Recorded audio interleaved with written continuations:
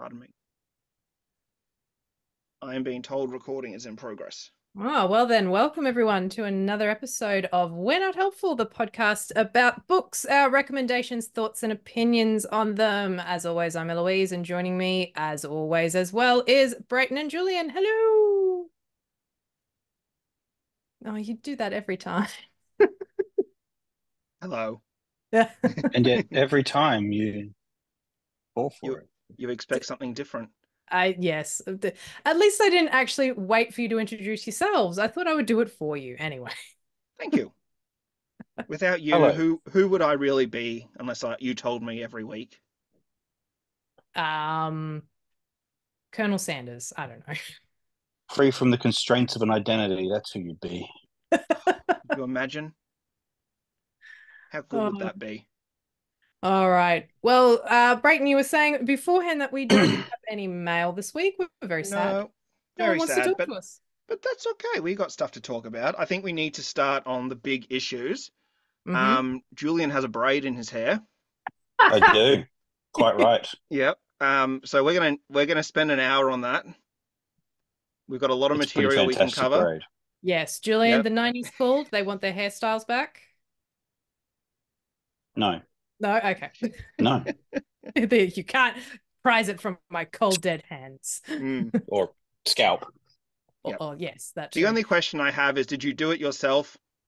I did not. Okay, good. Or not good. I don't know. You can do it yourself if you want. I don't care. Thank you. You do whatever you want with your hair. I could. All Right. right. Well, that's a good place to wrap it up. Short episode this week. We've hit the hard hitting topics. Did we want to quickly discuss about what we were reading this week? I don't really have much to update on. I'm still working my way through the Thursday Murder Club, which is still entertaining, but yes, I haven't really read much more of it compared to last week. Have you guys read anything interesting this week? I have been listening to Dr. Jekyll and Mr. Hyde on Audible. Oh, the original. Hmm. Read Excellent. by Richard Armitage. someone. Yes, thank you, Richard Armitage. Couldn't Armitage. remember There his you go. last name. I was going to say Thorin Iowati. from from the Hobbit movies. It's very good. Thorin. He's very good at what he does. Yeah, I it's would love Thorin. Richard Iowati to read audiobooks, but as Moss from the IT crowd. There was a It is Jimmy. truth universally acknowledged that a man is in want of a wife. It's my very terrible Richard Iowati impression. Okay, Well, that's peak podcasting right there. that's it. Yep. Awesome. Is it good? How's it hold up? Modern, like listening back to it now. Um, it's not a story that I would consider like in its day. It was quite um horrendous. But I don't think it's that way now. It's the worst thing that really kind of happens is he knocks a girl down in the street and tramples her as he walks past, and instead of getting out of the way. So it's not something that would shock a lot of people now. But the story of the two halves existing in one person, I think, is really where the story's at. Mm. Is Mm. it one of those cases that it influenced so much now that going back it feels a bit bland? I think I don't know how much it influenced writing going forward, but I think given how shocking it would have been at the time, that it's something that isn't, what's the word I'm looking for?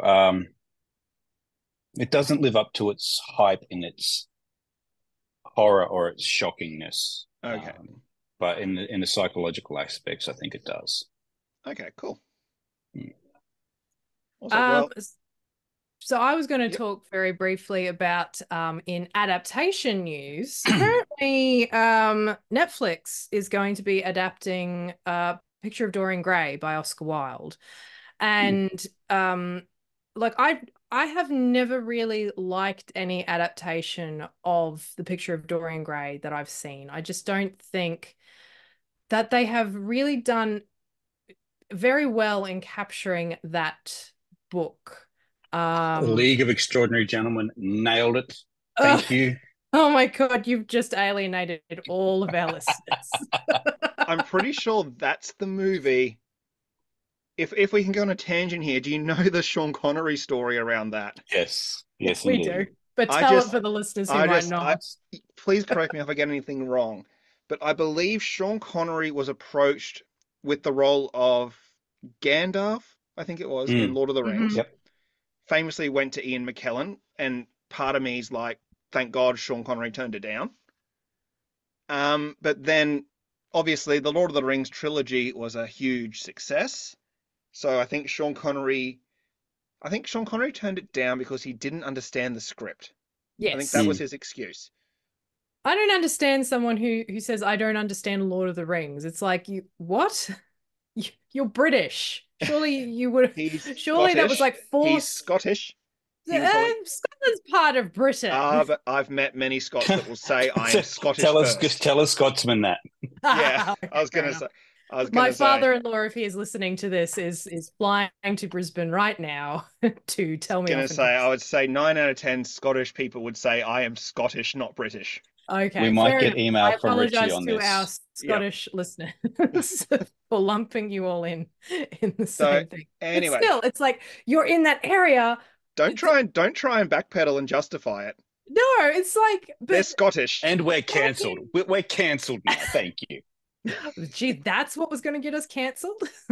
Tolkien is such a like a huge part of that culture, though. Like I would have thought everyone would have, just been forced to read it growing up. Who knows? I don't know.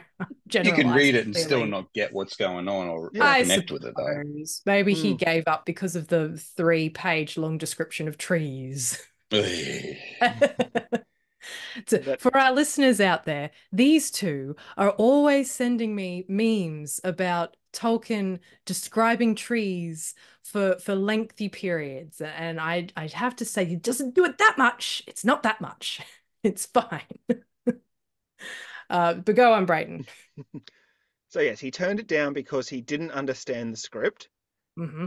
So then when the film trilogy went on to be a huge success, I think he said something or he vowed that even if he didn't next time he came across a script like that and didn't understand it, he would still take the role. And that script that came across his desk was the League of Extraordinary Gentlemen. See, And I the believe other that was part, his last film it too. was. So Yes. Yes. tragically, it's his last film before he retired officially. Mm. The other part of that story that I've heard, and I don't know if it's true, and who knows even if the Lord of the Rings thing is true either, but I also heard that he had initially also been offered the role of Morpheus in The Matrix and turned it down because he was confused and didn't understand the script. And then The Lord of the Rings happened, did the same thing. And that's was like, well, I won't turn down a third one. Again, that's my incredibly bad Sean Connery Perfect. impression. It's like he's in the Nailed room. it. Right. Wow, he's back from the grave. So that's why, after rejecting 2 scripts because he didn't understand what the films were about, he then chose this one as like bad choice. Not a great choice too. Yeah. Not that I've I read mean, I can graphic totally novels. understand not understanding the Matrix. Mm. Do we still understand it now? Yes. To understand it, you have to see it. I have seen it many Ah, times. many times. Yeah. Oh, How did we get onto Sean Connery? I don't remember. Richard Armitage was narrating Dr. Jekyll and Mr. Hyde. Oh, Yes. Dorian Gray. Dorian Gray. Sorry. We Okay, got that's there. right. I have We a got thing there to in the end. say about Dorian Gray. Okay, and you interrupted me. Thank you, Brian. So Dorian Gray is being adapted by Netflix, apparently. A lot of people are very upset because it turns out the adaptation is going to turn Dorian and Basil into brothers. I can hear Oscar Wilde turning in his grave now.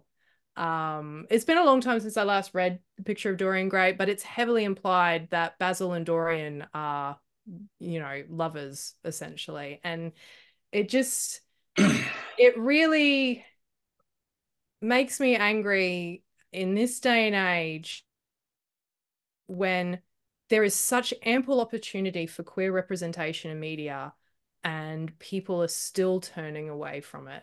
And I'm like, why?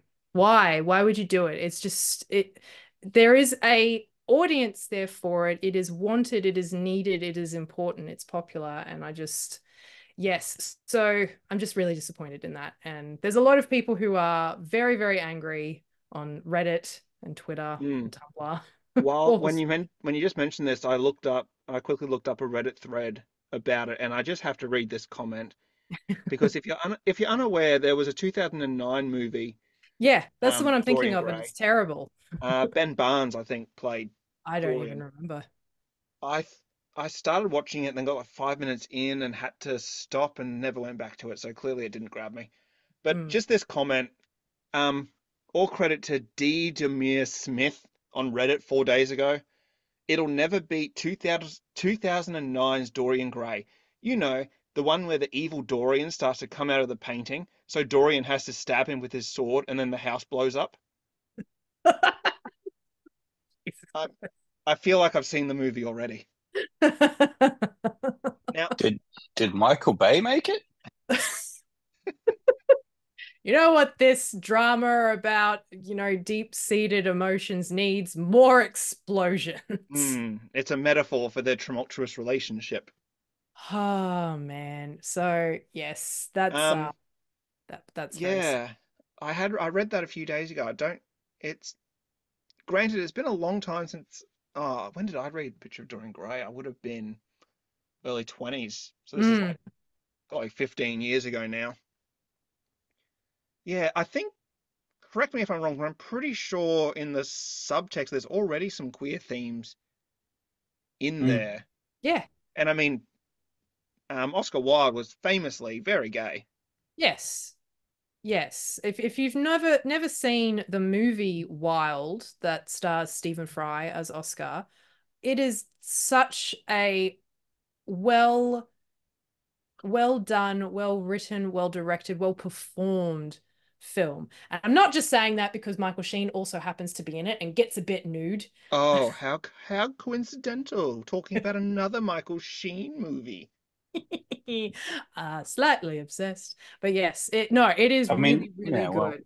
And Stephen Stephen Fry Fry is, is Oscar Wilde, yes, reincarnated, Hmm. he really. pretty much. I can't remember if he was openly gay at the time or if he was still a little bit closeted. Stephen or Oscar? No, Stephen Fry.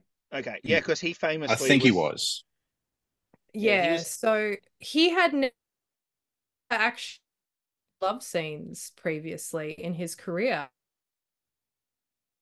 Famously did it with two men who are straight or like okay, there are a lot of people who claim that Michael Sheen is not straight, but until the contrary is said, I'm going to say he's straight because he's on, famously only ever been with women. But a lot of people think, oh no, there's something about him. Fair enough, whatever. I don't mind. But him and Jude Law were both in that film as Fry's main love companions.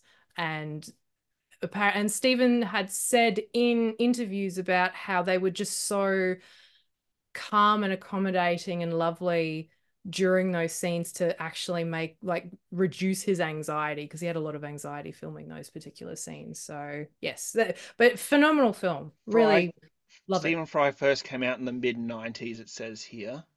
Okay. With It his. must have been before that film then. When was Wild released? Let's have a look. I'm pretty sure 2000s because it's Orlando Bloom's first film as well. He's in it Oh, okay. incredibly briefly. He So has two before lines. Legolas. Yeah, it was the thing he did before he got cast in Lord of the Rings. I'm Oh a my little goodness. We're all linking back to Lord of the Rings now. 1997. 97. Oh, there you Okay, go. I so thought it was early 2000s. All right. it might have been before, or he probably maybe came out around that time or just before coming out. I'm not Yeah, I 100% think sure. I it can't find an exact moment where he came out. I think he used the film Peter's Friends back in the early 90s as a soft way of coming out Hmm. because his character in that was very much based on who he was as a real person. mm. But then that was in the early 90s, so it would have been before the film, I imagine. Oh man, there's some big names: Jude Law, Vanessa Redgrave, Yeah, Michael like Sheen. like I said, Um, oh, I can never Gemma say his. Jones, I can never Tom say his name. Wilkinson. Ione Grufford. I can never say his Ian name. Griffiths. No, It's just Ian. Mr. Yeah, Fantastic. it's just Ian Griffiths, but Just it's Ian because Griffith. he's Welsh, so his Welsh, name yeah. is spelt Welsh. I just never know how to say it. But yeah, the original Mr. Fantastic in the movies, at least. That guy. That guy. Ah, and you are correct. Orlando Bloom as the memorable Rent Boy. Rent Boy, that's right. Mm. Where is the rent? Not that kind of Rent Boy. Okay, cool.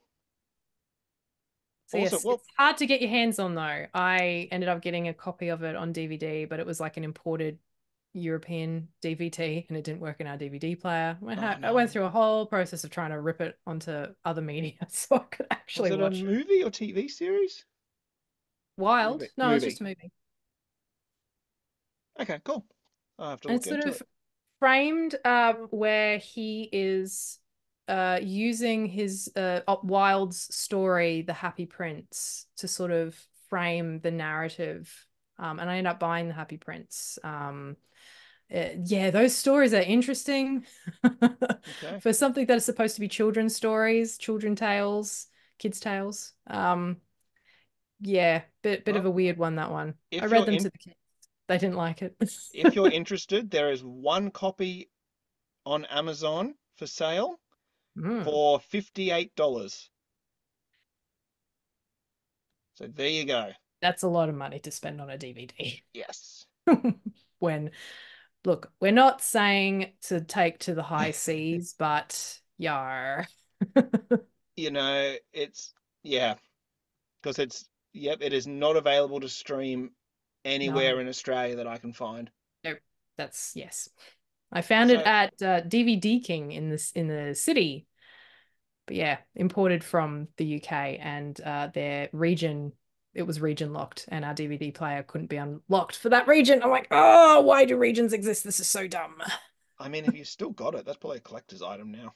Oh yeah, yeah, I do. I could probably resell it for a lot of money now.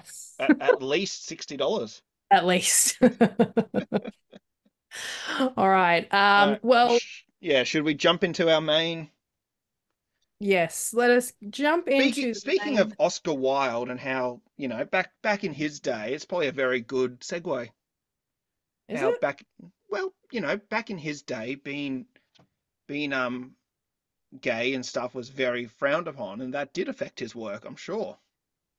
Oh, he got So sent to prison for it. He did. well, he did hard labor, and it's kind of why he died only a few years after he was released because his health Mm-hmm. never really recovered. But I suppose that is kind of a segue because what we wanted to talk Just about give me today. the segue.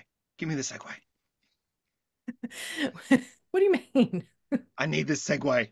The Let's make it segue. smooth. It's all yours, Braden. It's Got all it. yours. Okay, Perfect. you do Perfect the segue. segue. Perfect segue. All right, let's go. I have established that Oscar Wilde and his horrible, not his horrible story, the horrible things that happened to him because of his sexuality kind of relates to what we wanted to talk about today. I mean, it doesn't. Not really. It does. No, It if does because they had to do the same thing as an audience back then who wouldn't have accepted his yeah, homosexuality. Okay, there we go. That's the hold segue. on, put yourself All in the right. point of view of a regular person back then hearing about Oscar Wilde. Oh my gosh, he's a homosexual. I'm never going to see one of his plays again. Yes. Or more likely, but I really like his stuff. And how am I supposed to still consume his media, his stories, his plays, whilst also being angry about the person that he is? Now, There you go. See, perfect segue. perfect Nailed it. segue. We are going to be talking about separating the art from the artist. I just want to go back to this whole Oscar Wilde thing. We're not saying that being gay is bad. No, No, absolutely not. no. It's not. I don't think you really set me up very well for that guy. I'm saying from the point of view of society back then, Okay, him let's make being that clear. him They being were gay. incorrect. They were incorrect. They were. But if we were putting ourselves in the point of view of someone from back then, it would have been a big scandal. And Yes, I and it believe it was a big was. scandal. It An absolutely absolute was. scandal. Not justifiable. No.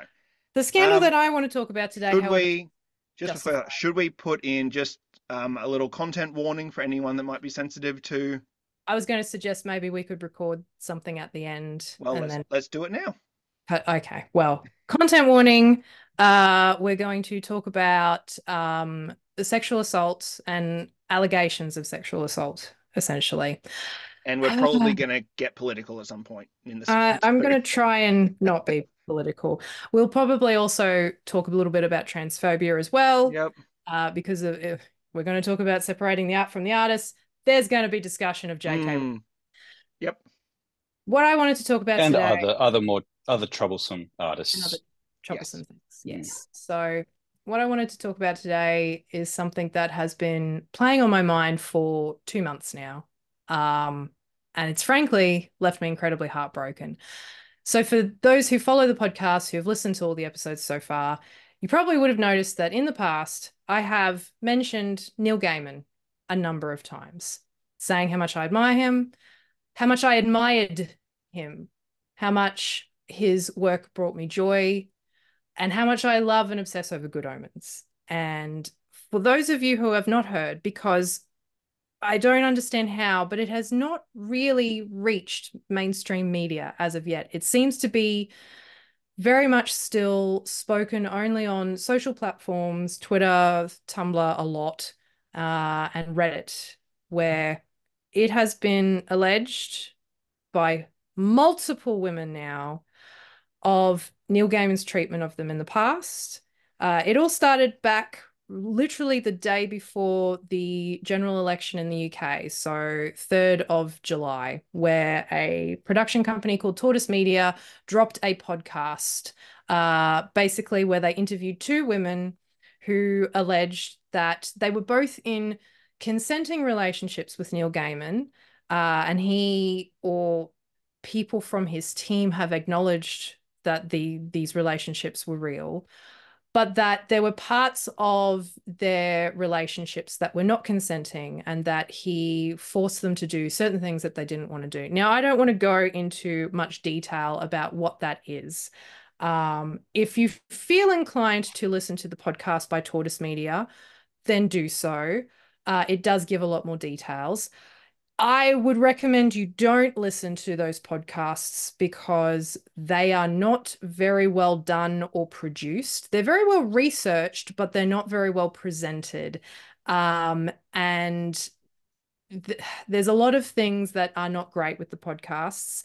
And if you want to deep dive into why they are not good, then there is a YouTuber called Council of Geeks, a trans woman named Vera, who does a lot of reviews of things like Doctor Who and Star Trek and stuff. And she has got 2 episodes up on her channel talking about the Neil Gaiman allegations, and they are extremely well done videos. They're very balanced. She rips Tortoise Media apart, and it's not in relation to making those allegations known, but it's how they're presented, and frankly, how it, in the end, actually does damage to the women because it makes them less credible with how that reporting occurred. So that out of the way, it is very hard when someone that you have spent a long time admiring does something like this, because it is extremely hard to accept it to begin with. I have accepted it, believe women. But also that when you form a parasocial relationship with prominent figures, it can be very damaging because of how you feel like you personally have now been affected by it. And so many people, and like I've spoken about how like I've been on Tumblr the last year because I've been obsessed with Good Omens, and I've been obsessed with like finding out everything to do with like season 3 and looking at fan art and reading fan fiction. And it's a lovely little community. And it was the one teeny tiny corner of the internet where I felt Neil Gaiman, it's now on fire. And that is a heartbreaking thing to have happen. And funnily enough, like I had this incident yesterday where someone sent me an anonymous, like, abusive message, and I'm not the only one to receive it. Like some of my other mutuals have said, oh yeah, we get messages like that all the time. Basically saying about how if you continue to support liking this show over the safety of women who have been assaulted, then you're just as bad as the perpetrator, and you're what did they say? It was just like, you're supporting Neil Gaiman by still supporting this show. And it's like, okay, I sent a very long and thoughtful response to that, which sort of talks about how, there are some people here who have hyperfixation, and this is a hyperfixation for them, and it's not just easy to just let it go. And also, there is very little queer media as it is. We just spoke about the picture of Dorian Gray erasing that. And to potentially lose season 3 not only means that a lot of people won't get closure from season 2, but also we don't get more of that, which people within the community have literally said, Good Omens made me realize something about myself that I had never realized before. So people coming out as bisexual or asexual. So it's really important for a lot of people. And it's hard to say you should just drop something just because the creator or someone who is heavily involved with something turns out to be a horrible person. Because in the end, if we were to do that every single time we loved or cherished something, and it turns out person who was heavily involved with it is a horrible person, or even if we just stopped consuming things or using products or buying clothes or using furniture by people or companies that we suddenly realize are terrible people or terrible evil corporations, then we would literally have nothing. Our lives are ruled by Microsoft, Google, Facebook, Disney. I'm putting out all of the Don't lawsuits. bring the mouse down on us. All the lawsuits out there. We love Disney. The large corporations are problematic for very many different reasons. And to suddenly say, oh, I'm going to take a moral high ground and I'm just not going to use that anymore, or see that anymore, or listen to that anymore, or watch that anymore, then you will have nothing. There is nothing that you consume or use or like or love that has not already been tainted by a terrible person. I feel like I've already jumped to the end of my argument here. Like I didn't mean to get that far ahead of myself. But and by all means, if you need to take a moral stance and say, I don't want to have this anymore, that's fine. But to send people anonymous messages and say you're just as bad as the person who has sexually assaulted these women by wanting to still view this media, like that just isn't on to me. And especially considering, because I think what prompted it was because Michael Sheen had a very short interview with someone a couple of days ago, and there was an article posted, and he was talking about how he's very excited for season 3. He's excited to start filming it, excited to work for with David Tennant again. And I posted a copy of that article going, oh, this makes me feel better that season 3 will still continue to go ahead. And I think that's what prompted the anonymous message in the first place. So it's like, Neil Gaiman's already been paid for season 3. He will continue to get royalties for Good Omens that has already been made. And thanks to the writer's strike last year, we'll get paid more for it compared to what he would have So he gets money for it regardless. And my thoughts on the matter is I still want and need season 3 for that closure. And because I love it, because it's a great show, it half belongs to Terry Pratchett as well. And it it's just so much bigger than Neil Gaiman now. Like it involves everyone who loves Michael Sheen and David Tennant. There are so many people who are involved with the production of it now, all the other actors, people working in the production company. It doesn't just have to belong to him. But also I think that where I think it hits a lot harder on this particular community because of the fact that Neil Gaiman was very active on social media in terms of interacting with fans.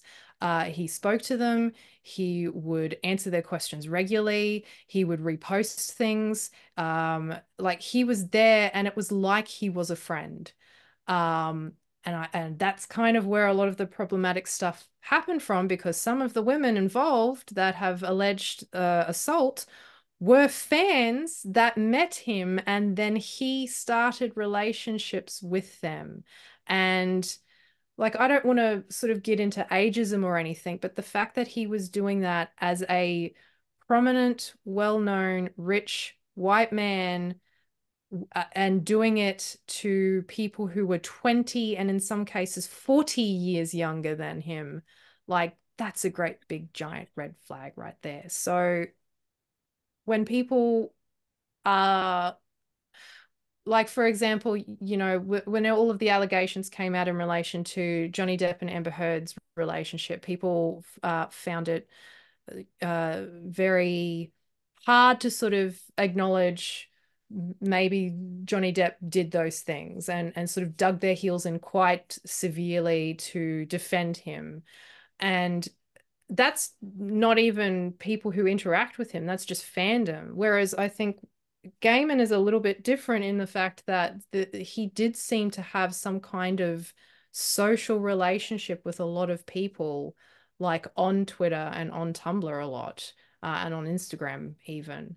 So I think that's why there just seems to be this such anger and hurt over what he's done, but not wanting to give up the product that he has produced.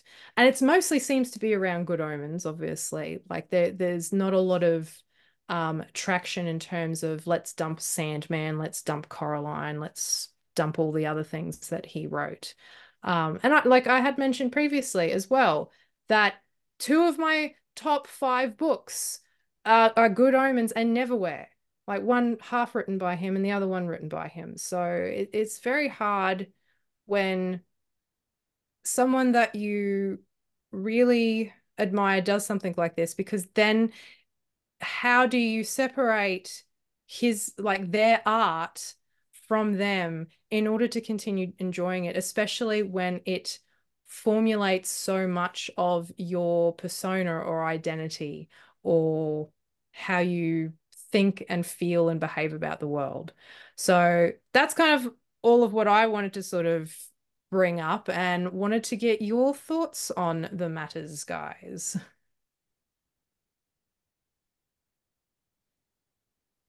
Well, there's a lot. There's a lot there. Yes. Yes. Um. Yeah. Obviously, I think we should make clear that everything there was still, I believe, allegations. I don't think there have been any formal charges laid as of Well, recording. no, but a lot of what all of the women have said are all very similar Oh yeah, accounts. I'm not discounting any of their stories. I just wanted to make it clear, as of the time of recording, there have been no charges, which I Yeah, And think, we can't say frankly, it's true until it's true. yes, it's they're all very still unlikely allegations. it's very unlikely anything will ever come of it. The one of the main women who was interviewed by the podcast had gone to the police because it was Hmm. alleged to have happened in New Zealand, and had gone to the New Zealand police, and there still seems to be like an open Hmm. investigation, but nothing has moved forward with Yeah, it. and it is very difficult when someone like that, and like we're still of well, I can't speak for him, but I'm still of the thing that as much as I also have loved Neil Gaiman's work in the past, maybe not as much as Eloise, because I came to the Neil Gaiman party quite late. Mm. Um, if if he did do these things, and if people were hurt, then he should definitely face consequences for it, because that is not on, obviously. But And it, I should also probably mention as well, he fled social media mm, utterly. Like it's not like he's I've heard he deleted hasn't. his accounts, but Yeah. he stopped posting on Tumblr altogether. Mm, Nothing has come out of Instagram or his Facebook pages. He's cancelled a whole bunch of appearances that he was supposed to make over the last couple of months because there was supposed to be like lectures and signings. They're all gone. yeah. Hasn't even released a statement. So it's like it's just been radio silent. Mm. Which I Um, which I probably think, his lawyers have told him yeah, don't say anything. apparently he is being represented by the same lawyer. And look, and admittedly, Council of Geeks talks about this in one of her videos saying, well, yeah, you would hire this type of person when these types of things happen because they're specializing in it. But Mm. it's the same lawyer who basically did PR for, oh, I can't even remember who it was now, but like other prominent Yeah. men, celebrities who had sexual assault allegations. Oh, like Prince, that's right, Prince Andrew was one. I can't remember if if he was involved with Harvey Weinstein. But like it's the same lawyer who's Yeah. like a celebrity lawyer who deals with taking back the narrative when someone's been Mm. accused of specifically of like inappropriate conduct and sexual assault and that sort of thing. Yeah. And like, and I'm not saying that that proves anything. It's, well, these are the allegations, so you would go to the type of lawyer who Yeah. specializes and does well in those types of things. So make Yeah. of that what you will. Yeah. I guess it's kind of like if your neighbor is a really, really horrible person, but the guy that fixed his roof was really good, you're gonna hire the same guy to fix the roof, even though he also did work for a horrible guy. Yeah, it's If basically that analogy holds I, up at all. maybe it's kind of the same, I suppose. Yeah. Um, but from like looking at stuff for this topics, I knew we were going to be talking about this. I kind of did some preliminary research. And it's, yeah, there's a lot of varied opinions, especially online, about how this goes about. And a lot of it, I guess the question that gets brought up a lot is how far do you take separating art from artist? Like, Mm. you could still read Neil Gaiman's work and still enjoy it for what it is on its own as a book or whatever. The things that came up online, it's more that if, for example, I think another recent example would be Marilyn Manson. Mm. Mm. He got accused by, I think, a few ex-partners of some horrible things, yes. Mhm. But I think because his music is also touching on those same themes, it is much harder to separate him from what he allegedly did because they're Mm. kind of intertwined, if you know what I mean. Yeah. Whereas, as far as I'm aware, I have not read or consumed everything Neil Gaiman has done, but he may not touch on those same themes. So then it's easier to kind of see the art for what it is and separate what he allegedly did. One of the ones that a lot of people have brought up is in relation to a Sandman story where, oh, I've forgotten her name. Is it Calliope? Yeah. Oh, yeah, Yes. with the muse. Yes. So Calliope the Muse is basically imprisoned by an author, and the television series only implies it, but the graphic novel shows it that in order for the author to be inspired to write, he sexually assaults Calliope, and then uh Dream has to basically rescue her essentially. And the way that the rescue happens in the book is different from the Yeah. television series. And a lot of people are like, there you go, it's right there. And it's like, well, that's not necessarily true because you can write about those types of things and not do Yes. them.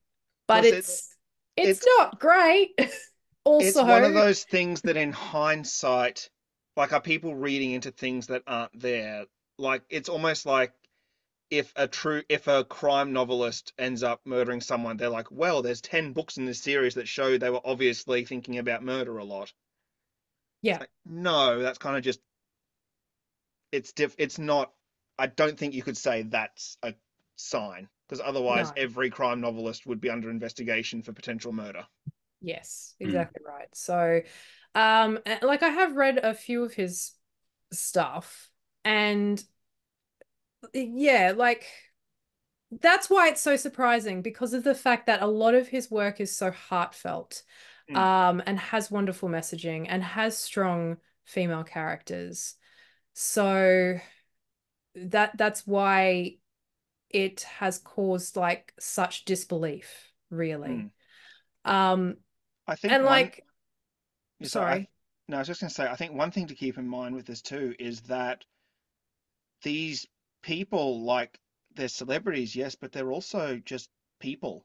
Mm, Like, Mm. none of us are perfect. We all have things in our life that we would rather have done differently or regret or stuff like that. And same with anyone else. It just so happens this guy was really good at writing books and got to a level of fame, that I think people need to kind of remember that. And that happens with a lot of celebrities. You said the Johnny Depp one mm, before, that people have an image in their mind of what these people are like, and then when they don't live up to that standard, it does feel like a betrayal mm. almost. But we have to kind of ground ourselves a little bit and just remember that these are flawed people as well.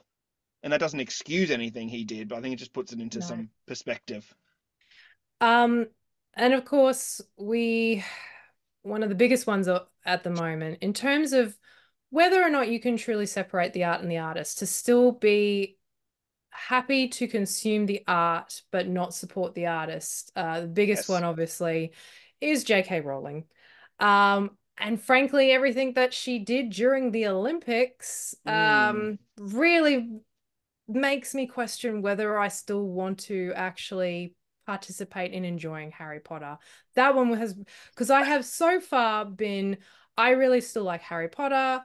Like, we went to the Owlery Cafe in Samford, which is like a Harry Potter themed cafe, and it's called the Store of Requirement, which is this cute little gift shop next to it. Really sweet and everything. But then it's like, I don't know if I can still enjoy this anymore mm, because of how she just seems to dig in, and taint her legacy. Like with the Neil Gaiman allegations, for example, there's still allegations. I'm more inclined to believe the women, mm, and Neil has not made any kind of statement. J.K. Rowling, on the other hand, like has been told for years this isn't appropriate, and here's some information as to why it's not appropriate, and she just wants to keep digging that hole, and just make herself a massive turf, essentially, yeah. and be really, really horrible about trans people. And if somehow you manage to miss it, during the Olympics, there was a female boxer who was a woman. Her name is Emaine Khalif. I hope I've remembered that and pronounced it correctly. And for whatever reason, because she doesn't have the same standards of what society has declared what a woman should look like, the conspiracy nutbags on the internet decided to say that, oh, actually, she's a trans woman.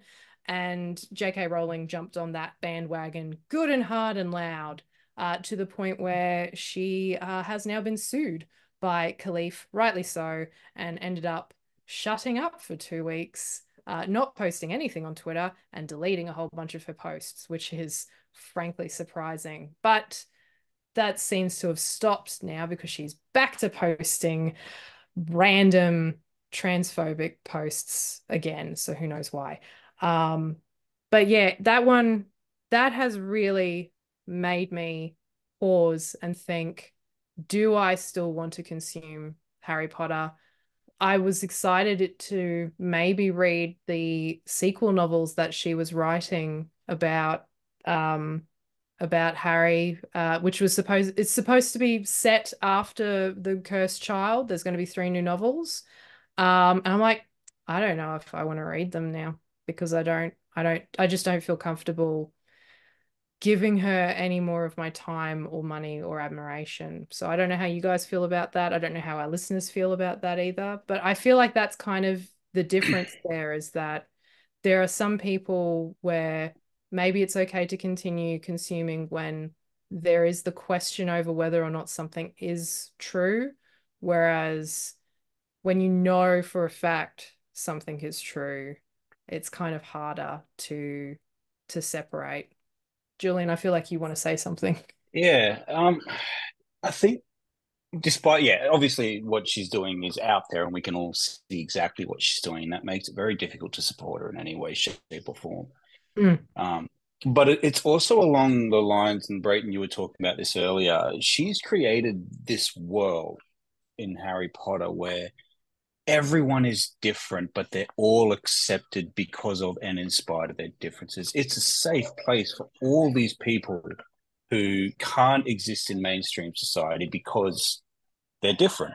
They don't have a place in mainstream society. So they go to these schools, they go to this world, and they belong there. And they're safe there amongst each other, and they create a community. And for the longest time, that has been such a what's the word? Such a, I guess, safe place mentally for a lot of people who live those alternative lives, for people who don't fit within mainstream. And so to see her be the complete opposite of what she was creating hurts a lot of people because suddenly that safe space isn't safe anymore. It's almost a mockery of what they thought it was, because it's come from someone who clearly doesn't believe anything that she's written there. And I feel that's a bit different to someone like, for example, Mel Gibson, who famously went on a racial tirade when he was Mm. quite drunk. But he's never had the art that says he's not that way, if that makes sense. He's never been the kind of artist to portray in film where he's, staunchly anti-racist or anti this or anti that, and tried to promote that safe space for people. Yeah. So it's a little bit different with him, or people like that, or Neil Gaiman, where he had those horrible allegations against him. But the art that he creates isn't in tangent with that. It's not the opposite of that, if Yep. that makes sense. So I think that's where the whole issue with J.K. Rowling hurts on a much more personal level, because now people feel like she's mocking their safe Yeah. space now, that I safe mean, space she built for them. especially when the bad guys are essentially fascists. Like like the Yeah. Voldemort and the Death Eaters, like it's essentially, yeah, they're right-wing fascists because they're talking about purebloods, they're talking about cleansing, they're talking about only like for us kind of things. That's fascism. And the idea that she goes out and almost supports certain people who are fascists Mm. themselves makes no sense. And I don't understand Yeah. why she has decided to go down that road. Is it because she's a billionaire? Is it There's a lot of because they're billionaires? there's a lot of discourse online about it. Not to get into any theorizing, I'm not a psychologist, but the two main theories I have heard is one, yes, she is a billionaire, Mm, and she, like I fully acknowledge, she had a very tough life mm, before Harry Potter took off, and I will not discount that at all. But when Harry Potter took off, suddenly she had years and years of she could do no wrong. mm, Everything she did was such a huge success. And I don't want to imply anything, but like these kind of people tend to end up being surrounded by people that just say yes to everything. yeah. Yes, you're a genius. Yes, great idea. Let's do this. So now she has this opinion. Suddenly there's pushback, and it's essentially a roadblock. It's like, no, I'm correct in this. I don't know why these other people are seeing it wrong. Yep. The second thing, and that kind of links into it, the second part of that is that in her past, she has come from very abusive relationships in the past and has had very rough times. And this is just assumptions from people I've seen online. But in her mind, she has had very rough relationship with men and a very complicated relationship with men. And people are, what's the word? Not predicting, like, not assuming. It's like, I can't remember the word, but it's kind of this thing that they think that she has all this trauma around men. So then when she gets that idea in her head that, oh, men are trying to get into women's spaces, Right. she Okay. feels very threatened and vulnerable. And that is that is why she is lashing out as hard as she is. Okay. That But that's an that doesn't interesting thought. it is an interesting thought. I have no evidence to back any of that up. No. That is just conjecture. But if that is the case, then clearly more education is needed, but she also is not in a space where, if that was provided, I think she would listen. No. And And I that does think not it's excuse no. anything that she has Mm. put out there. It's a lot like the idea when people fall into conspiracy theory rabbit holes. The reason why they dig down deeper into it is because they're afraid to be told, well, duh, you're dumb, you're stupid for like believing in that. It's Yeah, the idea of they have to double down because admitting that they were wrong means that they're humiliated because people might not be gracious to say, well, that's fine, come back into our fold and our family and whatever. They're more likely to be like, well, duh, aren't you a stupid idiot kind of reaction. So that's why conspiracy theories perpetuate, because people are too scared to get out of that rabbit hole because yeah. of how they might be perceived. Funny you And should say that. Sorry, mm, segue here. One of the people who worked quite heavily in the Trump administration mm, during his first term has come out and written a book about how horrible it was and the really shitty things that she did as well while she was part of his administration, and mm, how she's sorry for those things. And a lot of people online will not have a bar of it. Well, you made your bed, go and lie in it. So there yeah, is a little bit of truth to that. And that, well, I did these horrible things and I'm really sorry for them. And society going, well, we don't care. You did them, too bad. yeah, So there is a little bit of truth. That doesn't excuse that. You should always no, try and make amends for the bad things you've done. exactly right. But there is that fear, definitely. I think you're right there. Brayton, you mentioned a little while ago about how, for example, with H.P. Lovecraft, that perhaps it's easier to consume his media because of the fact that it's so long ago, and even though he was a terrible person, he is now no longer with us. What do you think about? Do you think it might be easier to consume Harry Potter again in 50 years' time once J.K. Rowling is gone? Okay. Um, if we're talking about Harry Potter specifically, there is one point I want to bring up before we forget that people have said that in this case it could be a thing of ethical piracy, and we are not Oh. advocating for people illegally downloading movies or films or whatever like that. But they would talk, at least the things I was reading when the Harry Potter TV shows were announced, Mm. the new seasons of the new project there. Yep. People were like, "Oh, I love Harry Potter, but I don't want to support HBO, and I don't want to support, and I don't want any of my money going into that area." And they said, "Well, in this case, you should just pirate it because that way you still get to consume the content you enjoy, and literally no money is getting put into their pockets from it." I'm not advocating to do that, but that is an option.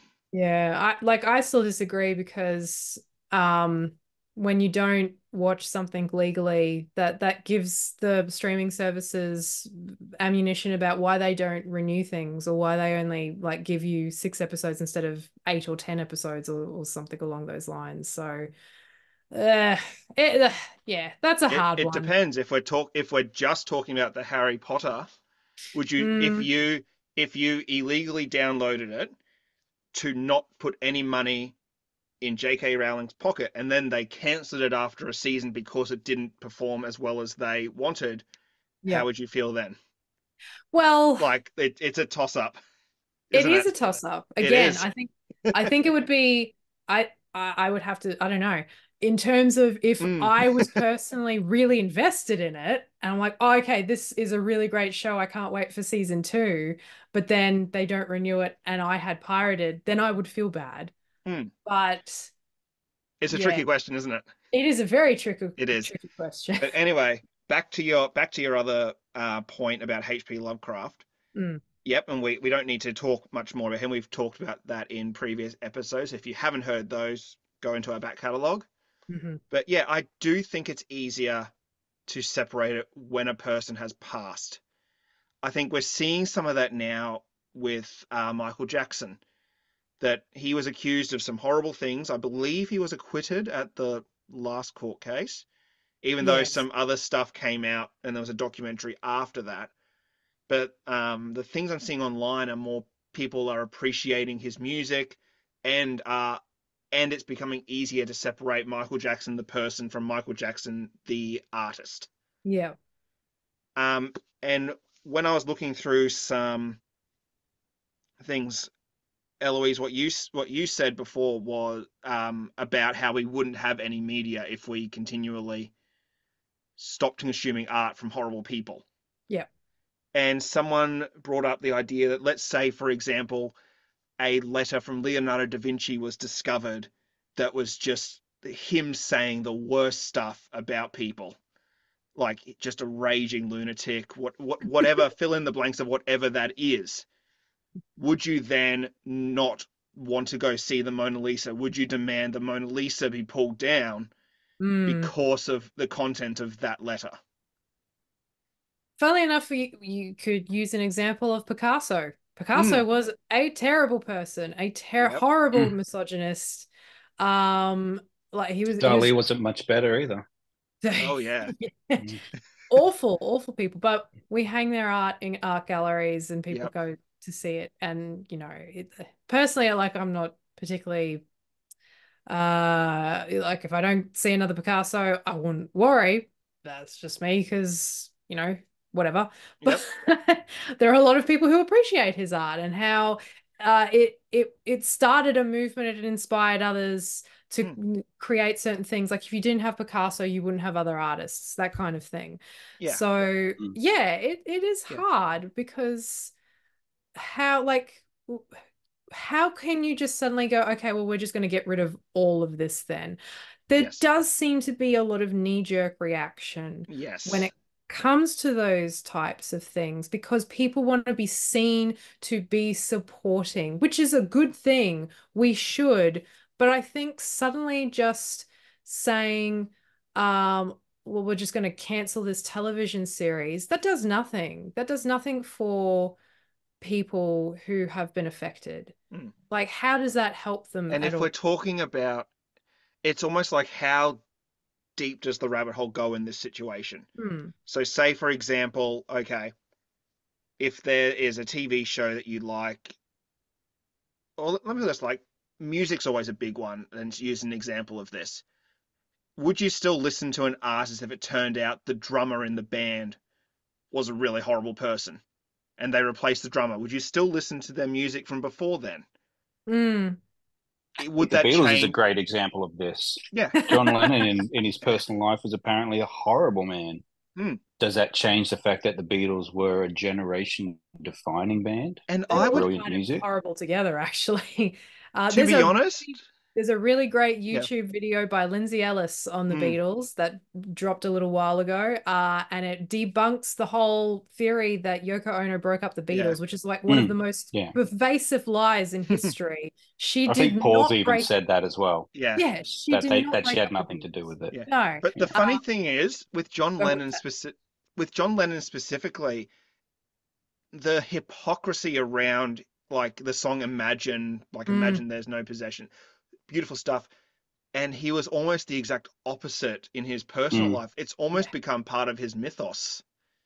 Like that kind of opposition between the two things has almost become part of the John Lennon myth. I Yes. find. But yeah, like what I was saying is how far down do you push it? If you're watching a TV show and it turns out the costume designer is a horrible misogynist, would you Yeah. stop watching the TV show because this person designed the costumes? Well, do you pull every movie made by Miramax off the shelves over the 80s and 90s because of Harvey Weinstein? It's Yeah, one of I those things, really.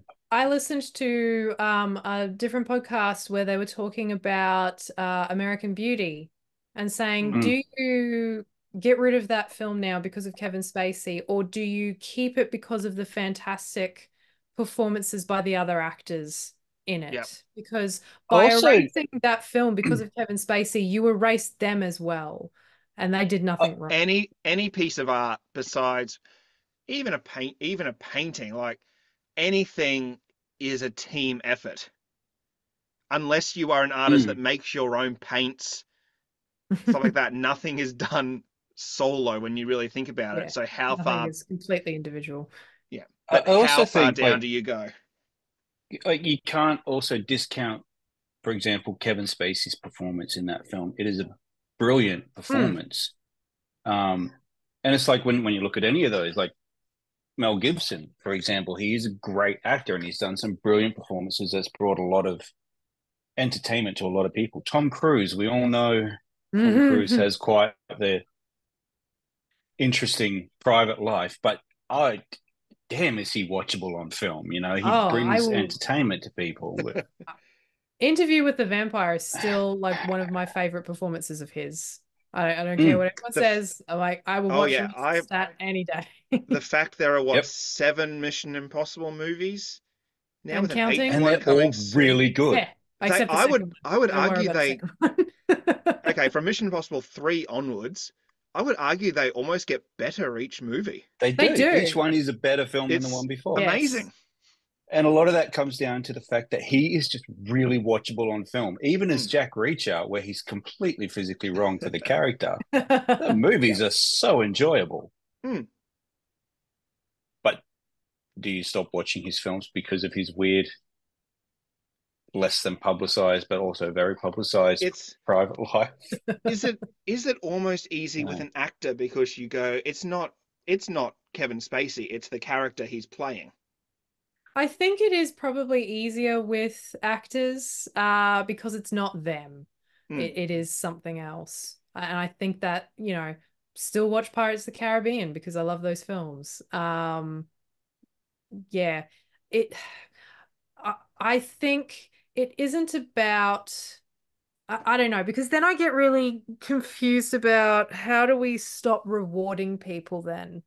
Um, because it seems to be like a lot of issues where something might happen, people are angry for a period of time, but they wait long enough and then everything's fine again. Casey Affleck, for example, is Mm. another example where there was allegations of domestic violence. I can't even recall now, but he inappropriate conduct by him. And he like still gets an Oscar nomination. He's like in more films. He's still being on like interviewed on Stephen Colbert recently, I think. It's hard Um because yeah. I can't remember which one you said it, but it is about growing and like acknowledging that yes, I may have done something wrong in the past, but I have learnt from it. I have made an effort to change Hmm. and I have become a better person because of it. So the example But I think is, there's like still people who haven't done that though. Like Louis oh, C.K. just, for exactly. example, just waited 12 months and went back to touring again and then used what happened to him as part of his stand-up. Yes, There's no apology. there is no clear-cut answer, but the thing I was getting at is it should it be if I make a if I paint a really great picture and hang it in an art gallery and it's praised and someone comes along and says, "Oh yeah, you did this really great picture, but remember when we were 15 and you stole Mm. my lunch money?" It's like, should I be judged on that or should it be more being judged on what I've done now and who I am now as a Mm. It's not a clear-cut answer, I don't there is think. there is I think the thing it'll, with yeah. all this is there's no clear cut answers. It's also like does this person's troubles, whatever they might be, does it affect the work they do? Mm. For example, you could be a vile racist and a fascist, but be one hell of a cook. One doesn't have anything to do with the other, if that makes sense. Mm. So There does was this person's... yeah, Sorry? saying there's a meme floating around, pops up every now and then, that it's a picture of a landscape painting, and it's basically just, hey, look at this painting. It's not too bad, is it? Looks quite nice. Well, guess what? You just enjoyed one of Hitler's paintings. His And paintings aren't all that great. they're not that great. They're okay. Like Hmm. they're They're fine. better than what I Oh could yeah. do. Yeah. He's a better painter than Dennis Rader is a poet. I'll give him that. Wow. But like, well, I know, high bar right there. Yeah. But like, this person is entitled to have their career, and we're entitled to enjoy the things that we enjoy. And I suppose as long as that artist isn't going out and promoting the opposite of the things that they continually do, I mean, Mm. that's what makes someone like, let's go with Donald Trump. What makes him such a Yeah. horrible person is that he's saying all this shit, but he very clearly endorses the complete opposite of what he's trying to say in order to get elected. Yeah. Mm. You know, and so you don't want to borrow that. You don't want him as president because you understand that his personal life is going to heavily impact what he does in office. Mm. It is Neil Gaiman's allegations. I mean, obviously, if it's a criminal offense, then he has to be punished to the full extent of the law. But Yeah. or someone like Mel Gibson, is him being a racist going to have an impact on the work he does as an actor and the entertainment that he provides? Someone like Joss Whedon's a little bit different because he has that hands-on work in everything that he does, and the women that he's abused, not necessarily illegally, I guess. He seems to have walked a very fine line, But Joss but it Whedon, taints everything he does. Mm. especially since he was promoting himself as a big feminist for Yeah, years and years and years, and then to come Yeah. out that he's exactly. actually the opposite, that's a And big so one. that taints the work he does. And because he does bully and abuse people who work for him, Mm. that has a roll-on effect. I think Kevin Spacey was the same. His abuse allegations were against actors employed in the movies with him. Yeah. And so I think it becomes difficult to separate the art and the artist in those cases. Mm. But where one doesn't necessarily, like Dali was a terrible person in real life, Yeah. but his paintings have nothing to do. Well, maybe they do. Maybe they come from that tortured soul. But Who knows you what know, his paintings are about? who knows? Yeah. But when it doesn't impact the art itself, I think we can step back and go, well, I can still be entertained by this. One doesn't impact the other. Yeah. Perhaps. I don't know. I think that's a good point, but I think ultimately it's almost like it's just a case by case basis, It almost is, I almost think. like, and I do think, like you said before, Eloise, there is, especially online, there are a lot of knee-jerk reactions before all the facts are out. Mm. I mean, you take, for example, when everyone decided, oh, okay, we got to get rid of all of our racist episodes of things offline. Mm, It's like, well, first of all, that's kind of like erasing the fact that they were there in the first place, so that how are we supposed to they, learn from it in the uh, future? them removing the Dungeons and Dragons episode Oh, of Community And so that that mistakes can happen. Yeah. when that wasn't even and that wasn't the implied racism was pointed out, yeah. and being going and actually point out that no, he was a horrible person for painting himself up like that, no Yeah, matter and what Shirley justification calls he him had. out, and it Yes, wasn't even that anyway. He was playing, oh, he anyway, was a like dark I'm not elf, going to try and defend it, but like, and it's one of the best episodes of the whole series too. because you then completely erase what they were doing for that Mm. character in that episode. I forget the character's name, but he was Chang, basically, yeah, he was very yeah, depressed, and they Oh came no, not together. Chang. That no, was that's Neil, Fat Neil. Fat Fat Neil, Neil, they called Pat him. Yeah, Neil. yeah, Again, Fat Neil. problematic name, but yeah, yeah. Which they made up for him by the end yeah, Yeah, as so well. they By the came way, together so to absolutely, help him because of his how depressed he was, and you erase that entire lovely storyline because of a knee-jerk reaction Yeah. to something that was already called out Yeah. within the I episode. much prefer the approach that Warner Brothers did when they released all their old cartoons on DVD. They had the warning saying this depicts, representations of what was seen as appropriate in the culture at the time. Yeah. Those depictions were wrong then and they are wrong now. Yeah. But to erase it is almost just like pretending it didn't happen. Yeah. And they don't Exactly want to. right. And I think that's the right approach. Yes. Mm. BritBox has a warning in front of all of the goodies episodes to say people might Mm. feel sensitive about these things now. I'm like, oh my God, there's a lot of naked women in these episodes. I don't remember this. Who is it? Benny Hill. Is it Oh, Benny Benny Hill? Hill. There's a lot of Yes. very sexist That sexist whole, stuff in those sketches. his Although whole premise is just although sexism. apparently I read something years ago. I read something that apparently he was very respectful to all the women that worked for him.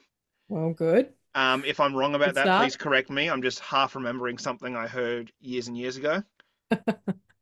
But that was it at the time, and for something that was appropriate then is not appropriate now, we can't go back however long and just erase everything that is Mm. deemed inappropriate by modern standards now. And I'm sure there is stuff that's probably on TV and film now that we will look back on in 20, 30 years and go, oh, that was not okay. Yeah, there's still stuff like we're not there yet. We haven't solved racism. We haven't No. solved sexism. Even Um, very not that long ago, like being a trans character on a TV show was played for a joke. yes. Yeah. Which actually, Or Friends springs to mind, where actually it wasn't played for a joke. It was actually done very seriously when Chandler's Chandler's uh, dad transitioned. yes.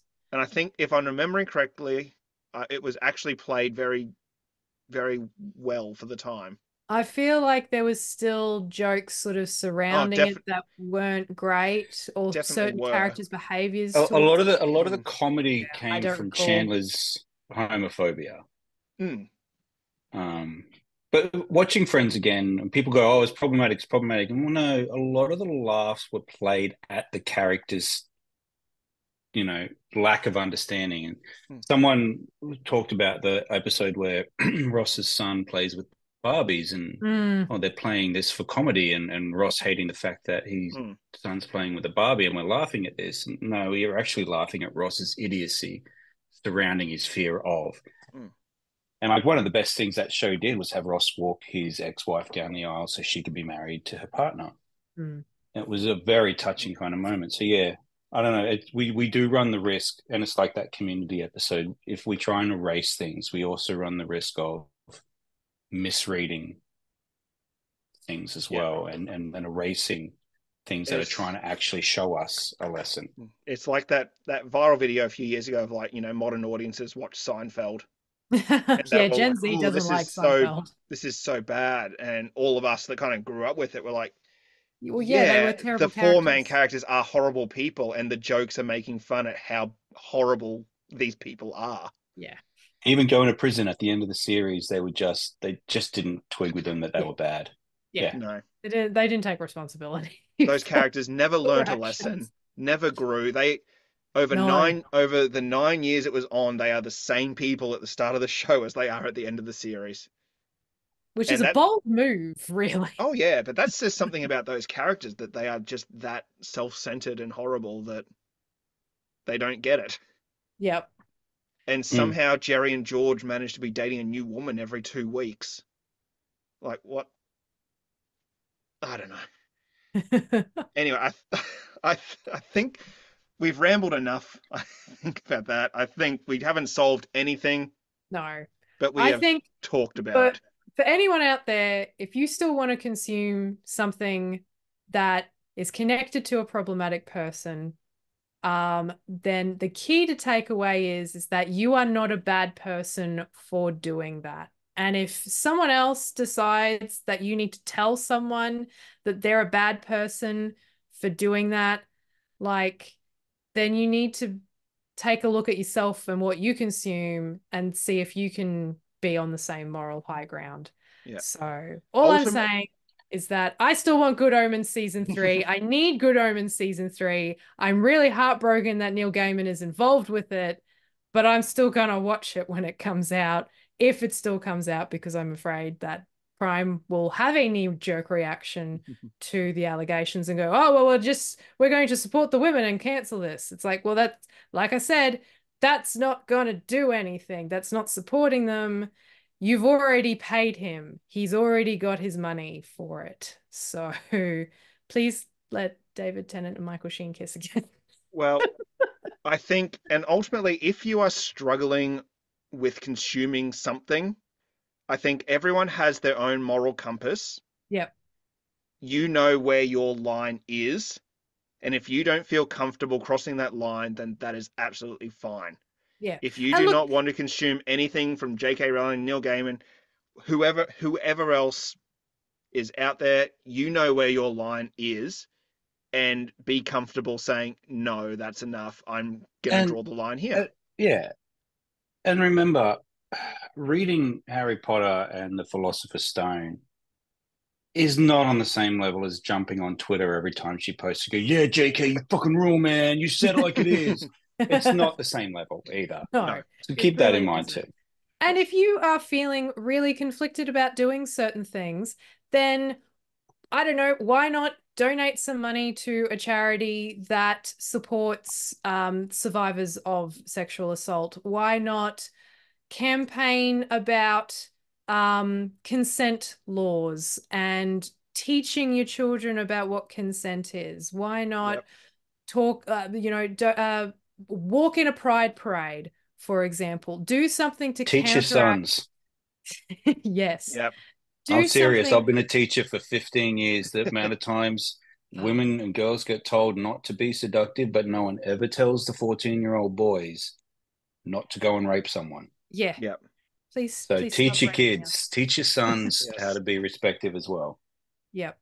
Um, so yeah, counteract that by doing something effective Yep. if you do feel the need to do something like that, if you need to allay your guilt because you still want to enjoy the thing that you've always enjoyed. Mm. Because, like I said, the internet is a trash bag fire of doom, and I had one teeny tiny corner that made me happy, and it caught on fire too. Here's a good tip. Get off the internet. Okay, Get off sure. social media. If you are finding your safe space online is not that anymore, get off it. And look, I actually did that. After the allegations came out, I Yep. actually removed myself from social media for 2 weeks, and it was good. Yep. It was nice to come back because people were like, "Oh, welcome Yep. back. We're so sorry." I had to do that for House of the Dragon season 2. There's a Well, I there's mean, a that was there just was a, because you didn't want to be spoiled. not just that, there is a certain subreddit on there that was just so very negative towards it for various reasons we can get into another time. I just had Yes. to get off because I'm like, let me enjoy my dragons. It doesn't Yeah. have to be perfect. Not every show has to be a masterpiece. No. I Let just want to me see some dragons. let me enjoy two old men kissing. There are lots of places you can find that. Eloise will post a bibliography of all her favorite sources in the show Um, notes. I will I will get Brayton legitimately to post in the show notes a link to Council of Geeks 2 videos because they are well worth a watch. They are both 2 hours each. It is a bit of a time commitment, but Put it on while you're doing the dishes. they're incredibly good. You don't have to watch them. Listen to them like it's a podcast. Although Mm. there is like two very funny visual gags in the first and the second one that yeah, but you'll know what it is because there's like a music motif. I won't go on. Anyway, I think it's time Ju to wrap that up. Julian, any final thoughts? He's No, thinking about some final thoughts. Nope, He's good. thinking. Brayton, any final thoughts? Um, ah, Vinegar's really good for getting mold off stuff.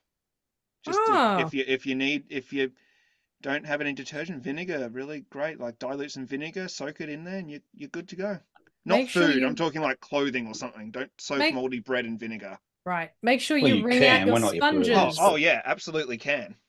Make sure you wring out your sponges. That will make them last longer. It's a Family Guy reference. call in if you know what I'm referencing. I'll give you $5. No, I won't give you $5. Please don't. Please I'm don't gonna call in. Hot I'm gonna cut water out and the bit baking where you. soda is also a good cleaner. Mm. All right.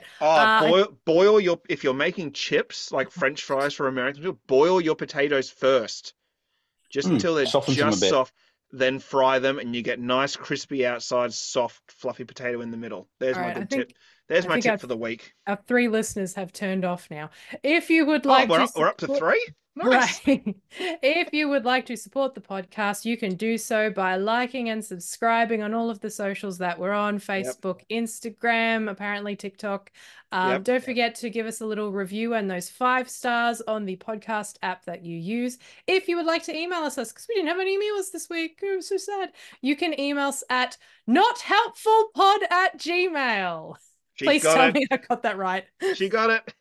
Hooray. You forgot Unfortunately, the this. .com. Ah, I forgot the .com. Oh, Is it everyone .com knows or it's .com. .com.au? No, it's .com. It's Good not job. .au. No, it's not. Gmail is American, so there's no domain on it.